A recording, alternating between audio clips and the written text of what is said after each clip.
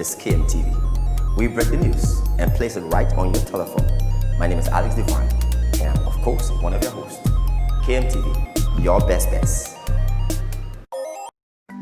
Technology can never replace a teacher, classroom, or friends. At Orange, we love to do whatever it takes in our power so that everyone continues to learn.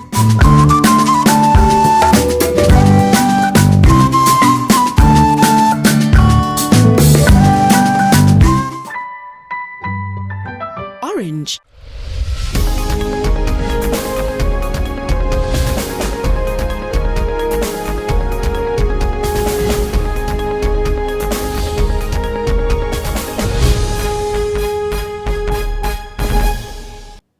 Watching us live across the globe, this is News Today with me, Zach Sherman. Here are stories in our headlines. National Elections Commission commences 2020 voter roll update exercise. Unity Party Secretary General Mo Ali alarms over economic hardship Liberians are faced with under the CDC-led government. And President George Weah declares rape as a national emergency. We'll take more here for you right after this short break.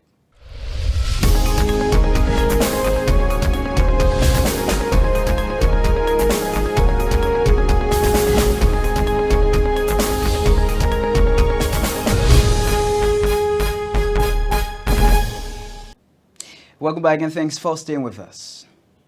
President George Weah has with immediate effect declared rape as national emergency in Liberia. The Liberian leader proclamation also announced the appointment of a special prosecutor for rape cases in Liberia.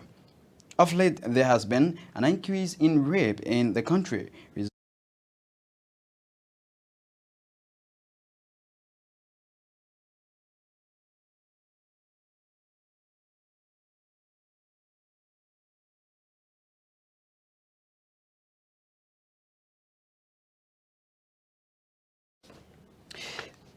Montserrado County Senator hopeful Asivac Tuba has described agriculture as his foremost priority for residents of Montserrado County if elected to the Senate. Mr. Tuba, a founding member of the ruling party, broke ties with the party citing irregularity in the party's formation manifesto. Speaking Friday on KMTV morning show, he also described rape as evil and wants harsher measures against rapists. How we can get people jobs, how we can get our economy turned around. And it can be progressive. We can target domestic rice production to be, in the next year, at least 20%. And then we increase the percentage every year. We make more cooperatives for our small farmers around the products that want to, help us provide food security locally, as well as be able to export. And that's the key, being able to add value to the products we have and being able to get them out, to our people. I have been an advocate against rape for the longest time. We do have a rape culture that has been hidden. In Liberia, when I grew up, no, they didn't mean no. If once, and the thing is, the entire culture around the victim victimizes them even more. If a lady wears something short, that gives you no right to have access to her like that. If a lady is in your room and she says she doesn't want to have sex, that gives you no right to force her. And that's rape. And then it has become so much more horrible with these young babies that people are messing up for their entire lives, that they will never be the same again. And, hopefully I'm glad now it seems like government is taking it serious. Yeah. But it should have been taken serious a long time because we talked about it when we were trying to come to power, that those were happening. Even there was a sensational case before where there was a lawmaker who, got this young little girl pregnant, and I think they took her to the bush and they couldn't find her or something to that effect. And we're advocating against that, So how can we come now and not put an emphasis on protecting people? And that's part of the role of government, to protect its citizens. Citizens don't feel protected, they feel fear, from whether the rape or just the phone snatching, the bag snatching, the armed robbers, or just certain areas after 8 o'clock. Oh, you can go in. The National Identification Registry has disclosed to the 54th legislature that budgetary allocation of 25 million to the institution will enable government to generate over 50 million to its revenue. According to NRR Executive Director J. Chianangwe, the digital identification process, if financially supported, will enable the institution carry out 100% registration across the country. From the grounds of the Capitol building, where the NRR Director made the disclosure, here is a report. The 25 million budgetary allocations will enable them to carry out 100% registration across Liberia. The National Registry can allow for the effective cleaning of the government of Liberia's payroll through using technology to clean the payroll. The National Registry can allow us to issue more passports, maybe twice or three times as many passports as we issue today. Not only will the total number of our passports that we issue increase, but we can issue passports in each of your county capitals, providing convenience for your citizens to get served without the high cost and inconvenience of coming to Monrovia. The NRR head told members of the 54th House of Representatives to consider 3 recommendations to include budgetary support, enforcement of the NRR laws, and strengthen the use of national ID cards. Strengthen the enforcement of the laws to make sure that ID is used throughout the country as required by the law that you pass. 2, that you increase support, budgetary support to the registry to the extent possible. And 3, but probably most important of them all, is for us to move forward to allow the National Identification Registry to support the registration of voters and to be what we call as the feeder database. Among all representatives who hailed to the request made by the National Identification Registry, its Nema County District Number 8 Representative Larry Yankoi. I think your being here is also a wake-up call. The budget must be able to be livable, it must be responsive, so that we can not only ensure our people are identified, but we get rid of some of the duplicitous in our electoral process that are bringing trouble in this country.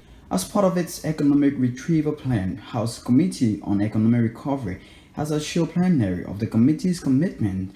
After realizing that the NRR can do a great help to this country, saving some money that could be used for the pro-poor agenda, that is why we invited them here. We can assure you, Mr. Speaker, that we will proffer recommendations to the plenary so as to move forward on how to look at the existing legislations and other documents. With the positive responses from the lawmakers to augment operations of the National Identification Registry, the NRR remains hopeful of an affirmative action plans and implementations. This is Zach Tortiama Sherman reporting for KMTV News from Capitol Building. The Ministry of Education today organized a program to recognize and appreciate USAID-funded project through Give Directly for providing cash stipend for 12th graders who recently sat for the WACs in the country. West African senior school certificate examinations across Liberia are said to have benefited from the cash stipend payment. At an appreciation ceremony, students representatives took to the podium to recognize and appreciate the government of Liberia and partners, including USAID Give Directly program, for providing them financial aid during the course of the exams. So as the Excellency, we the student population of Liberia in general, the student population of Montserrat County in particular, express profound thanks and gratitude to you for all you have done in the education sector of our country. In the same vein, we also express our deep thanks and appreciation to the country director and members of the USAID family for the donation through the government of Liberia of United States $52, all Liberian $10,000. Following batch of process, the country director and chief of party of Give Directly program expressed how impactful it was implementing such a project. Madam Nimata believes that the payment of stipend for 12th graders helped alleviate some of the stress associated with transportation and feeding during the course of the exams. The Education Stipends Program is one step toward the government of Liberia's broader development goal of digital financial inclusion. These 42,000 graduates will now be digitally connected to Liberia's broader economy and ready to contribute to Liberia's future. The initiative I gave directly is something our Education Minister Professor Dao Ansusoni believes should be done by all organizations to further improve Liberia's education sector. Professor Soni, however, admonished Liberian students to cultivate the culture of education for personal growth and advancement. We thank the contributors to education, students. The benefit of education is yours, not your parents, not even the country. When you benefit from a good education, the first person that benefits from the returns is you. Earlier, USA Liberia Mission Director, in a brief comment, reaffirmed the institution's willingness to supporting the government of Liberia in order to meet the needs of her citizens. Madam Walter encouraged 12th graders to play a meaningful role in Liberia's development as they have a lot to offer the country. To you 12th graders, I would say, whatever you do next, I know that you're going to continue to demonstrate ambition and dedication and drive that characterized your high school career. And now, as you strive to be players in your country's development and your communities, you are Liberia's future. With the payment of stipend to current 12th graders, there are prospects that the process might even continue up to next year. Emmanuel Tatomokoli, KMTV News, Monrovia. The National Elections Commission today commenced the 2020 Voter Road Update exercise in Monrovia and other parts of the country. The Voter Road Update exercise is meant to help register voters and update their registration cards. Speaking to journalists at a news conference today, the chairperson of the National Elections Commission, David Hector Brown Lasana, said the process did not commence in some parts of the country due to road network, as new dates will be set aside for those affected. As part of the preparations for the conduct of the December 8, 2020 special senatorial election and referendum, the voter roll update exercise commenced this morning, September 11, 2020, at most of the centers that the VRU teams were scheduled to be at. I say most of the centers because due to logistical problem, bad roads, few of the centers could not be open today. We apologize for any inconvenience this might have caused, and we assure citizens in those areas that the teams will be at their centers on new dates. In this regard, the magistrates of elections will be instructed to publicize the new dates for the affected centers. Logistical preparation for any given election has its own peculiar challenges. These challenges were further exacerbated during this critical period of our nation's history, when, for the first time, the VRU exercise is being done in the heart of the rainy season. And I'm sure at this moment you can hear it raining behind me. Some of the vehicles delivering the VRU materials, especially those for the southeast, have been stuck in the mud for days. The NEC is doing everything humanly possible to deliver those materials in the shortest possible time. Well, folks, if you're just joining our news, this is a reminder that you are watching News Today on KMTV with me, Zach Sherman. Story still to come. Unity Party Secretary General Mo Ali alarms over economic hardship Liberians are faced with under the CDC-led government. We'll still have more for you right after this break.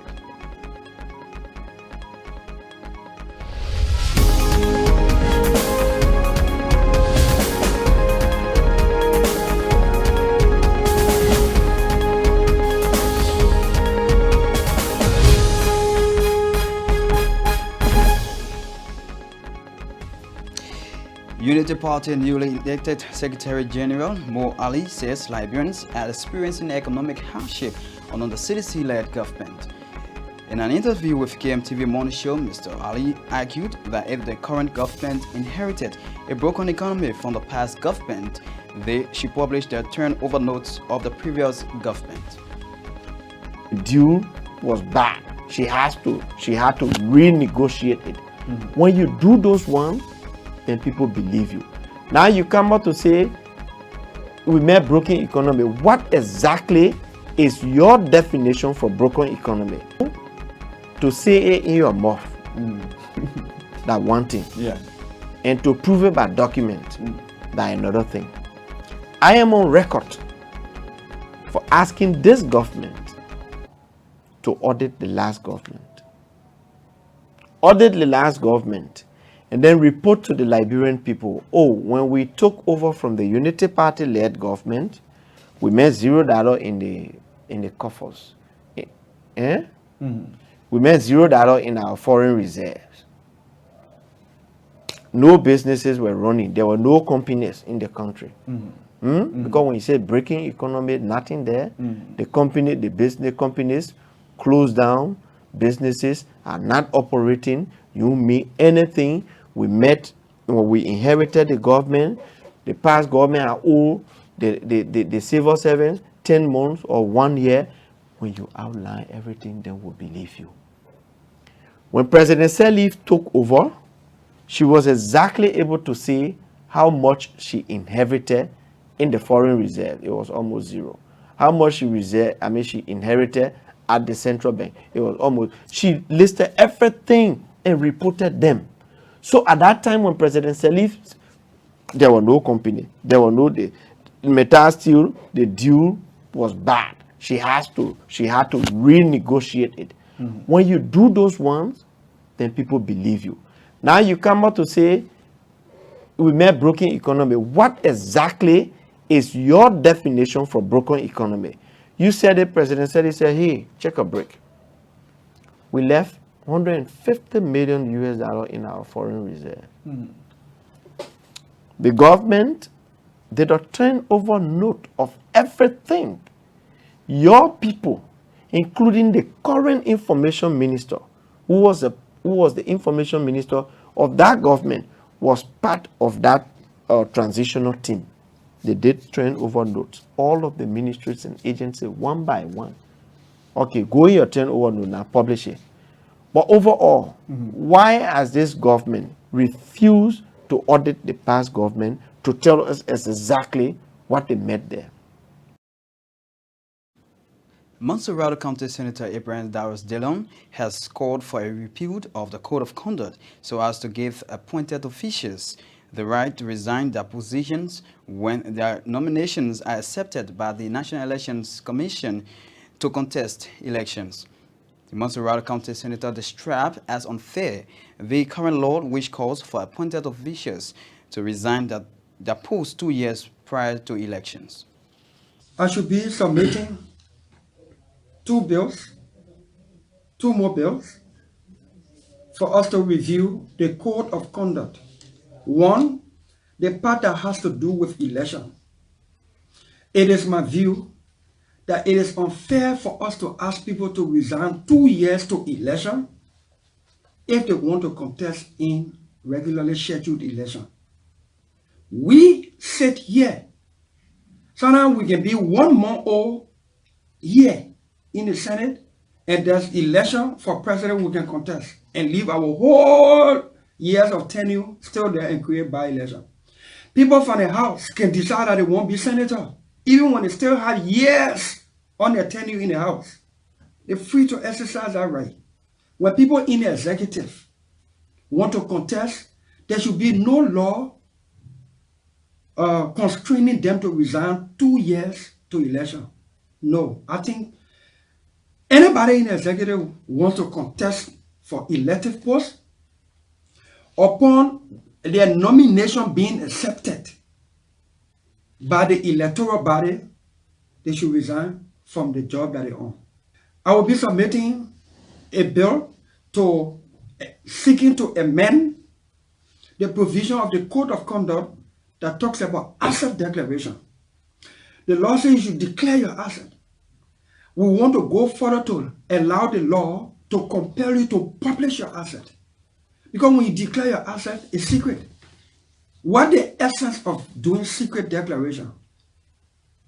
No verification, no system to verify it. Publish it. The public will be the judge. If you have $10, you say you get $50, the public will know. So, who are you declaring it? Why are you declaring your asset? It is for you to tell the public what you worth before entering public office. But if the declaration is secret, what is essence? What is value of that declaration? So I'll be calling on the Senate and the legislature to review the code of conduct in those two aspects and compel us to publish our asset. The Ministry of Posts and Telecommunications has opened additional 2 new windows for postal operations in Montserrat County, with plans to revamp all postal offices around Liberia. What prompted the ministry's last decision? Emmanuel Datomokoli has a report. Postal offices around Liberia are among the least attended to institutions due to limited information on postal services throughout the country. With the appointment of the new Deputy Minister for Operations, it appears that postal services will once again be activated to meet the needs of Liberians, as the ministry has embarked on a project to expand and reactivate postal service delivery stations around Liberia. We will open 2 postal windows, one at the ministerial complex and the second at the Temple of Justice. This is intended to ease the transportation costs for most of our people who want to post. The expansion and reactivation of postal stations, according to the Deputy Minister, is intended to ease transportation burden on postal items for family members, loved ones, and friends around the world in a more timely and transparent manner. He said the team is taking a nationwide tour to access and rehabilitate postal offices for its effectiveness and reliability. We intend to reform the entire postal system sector in Liberia. We came in with our own plan to reform the postal sector of Liberia. Citizens have been urged to take advantage of the postal sector and maximize services being offered at the ministry to ensure that goods and services are delivered in a timely manner with no stress attached. We are clearly telling our people to take advantage of using the postal services. The postal services is there, is for Liberians, and so Liberians should make use of them. Instead of going to other couriers, these small couriers around here, DHL, and the other people, come to your own institution. With the opening of the 2 new windows for postal operations in those parts of Monrovia, combined with the planned reactivation of postal services across the country, it is up to Liberians to make use of the services offered. Emmanuel Tatomukoli, KMTV News, Monrovia. A civil rights advocacy group, Democracy and Empowerment for Economic Progress DEEP, on Thursday staged a peaceful protest at the Ministry of Foreign Affairs on Capitol Hill. The group wants jobs and businesses be given to Liberians as managers and not to be employed in their country as unskilled laborer.